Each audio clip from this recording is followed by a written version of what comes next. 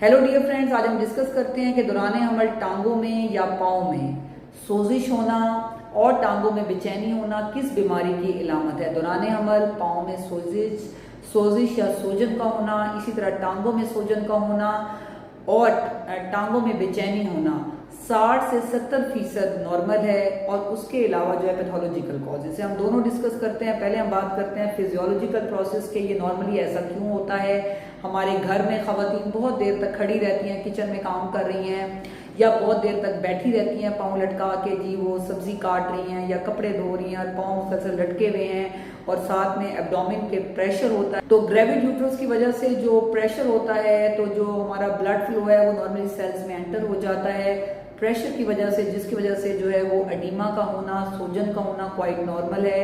या वो बच्चियां जो कि जॉब्स करती हैं, पूरा दिन वो बैठी हुई हैं टांगे लटका के, तो ऑटोमेटिकली पहले ही जो है वो एब्डोमेन पे प्रेशर है और जो ग्रेविड यूट्रस है वो अयोटा को प्रेस कर रहा है, तो ऑटोमेटिकली जो ब्लड फ्लो है वो ज़्यादा से ज़्यादा जो है वो वापस नहीं जा सकता, तो वो लेग्स में इकट्ठा होना शुरू हो जाता है। तो जो है इसकी आगे ट्रीटमेंट मैं आपको आगे चल के बताती हूँ। ये तो हो गई फिजियोलॉजिकल कॉज की, जो है बहुत लॉन्ग स्टैंडिंग या लॉन्ग सिटिंग की वजह से जो स्वेलिंग है फुट की और लेग्स की, ये क्वाइट नॉर्मल है।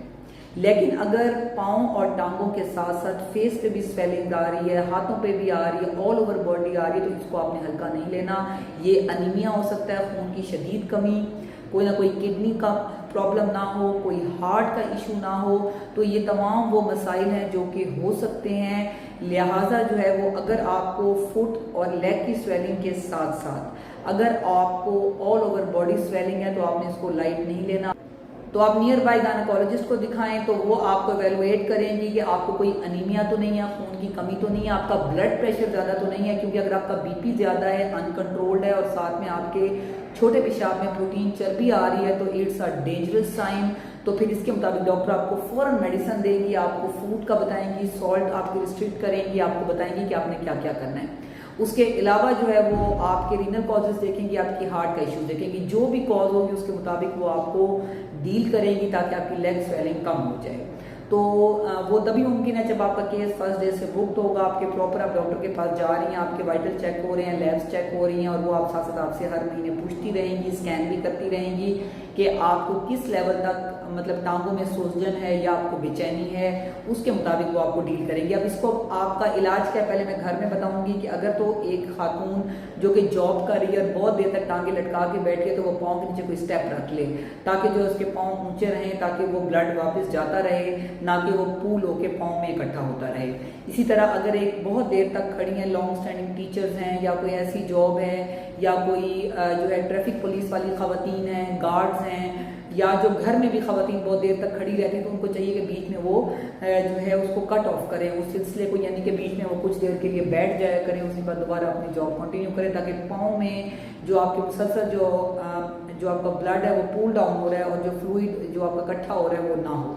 उसके अलावा रात को जब आप सोएं तो पाँव के नीचे पिलो रखें ताकि आपके पाँव ऊंचे हों और जो है वो फ्लूइड वापस चला जाए। उसके अलावा जो है वो आपने जो है वो ये ख्याल करना है कि जो है आपने जो है वो प्रेशर स्टॉकिंग्स मिलती हैं, कंप्रेशन स्टॉकिंग्स मिलती हैं, वो आप अप्लाई कर सकते हैं लेग्स पे। आप मसाज करवा सकते हैं सिंपल ऑयल का, उससे भी लेग पेन और टांगों में बेचैनी कई हद तक रिलीफ हो जाती है। और अगर कोई रीनल कॉज है, हार्ट का इशू है, ब्लड का इशू है या अनीमिया है, तो उसके मुताबिक आप ट्रीटमेंट लाजमी लें। खुद घर में बैठ के आप इस चीज़ को बिल्कुल भी जो है वो आपने इसको लाइट नहीं लेना।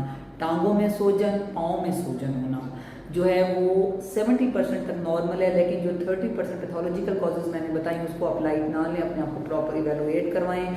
और साथ में मैं एक और भी वजह बताती चलूँ कि बाज़ ख़वातीन को इतनी लेग स्वेलिंग जो है वो नहीं होती और लेकिन टांगों में सिर्फ बेचैनी सी महसूस हो रही है, तो उनको कैल्शियम और विटामिन D3 लाजमी लेना चाहिए ताकि जो है वो उनको टांगों में बेचैनी भी ना हो। और स्वेलिंग जो है वो इट सेल्फ कॉज है टांगों में बेचैनी की, तो उसके लिए आप प्रॉपर इवेलुएट अपने आप को करवाएं ताकि माँ और बच्चा दोनों सेहतमंद रहें। अगर आपके माइंड में कोई भी क्वेश्चन है तो आप कमेंट सेक्शन में लिख सकते हैं। Stay safe, stay healthy. Thank you so much. Allah हाफिज़।